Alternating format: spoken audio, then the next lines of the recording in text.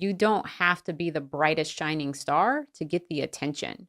You can blend in and be the most reliable person for the for your immediate boss, or the most reliable person for the person who has the most influence on your team, and that is going to get you further than trying to be a showboat for the top leader, right? Right.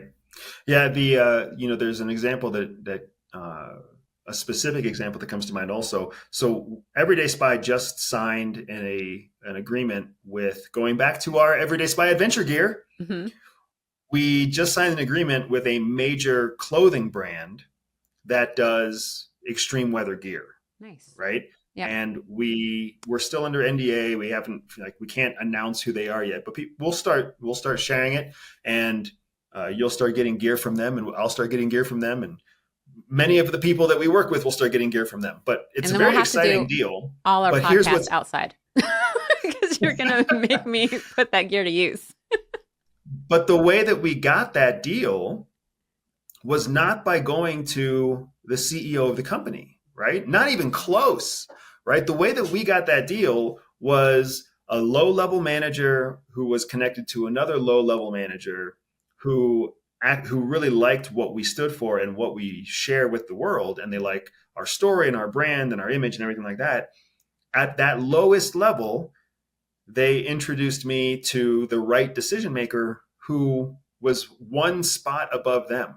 So, like, in the hierarchy of corporate America, we're not even close to being in like the executive suite of characters. We're not even close to being in the senior division level of characters. We are literally a 2 or 3 steps removed from even just the director of marketing. Mhm. But the right person with the right influence on the director of marketing, who has the right influence on, the director of whatever it might be, all the way up to the vice president and the president of the company, all the people who have to approve Mhm. on partnering with a brand like ours, they all said yes, even though they didn't talk to me. The only person that talked to me was this lower level manager.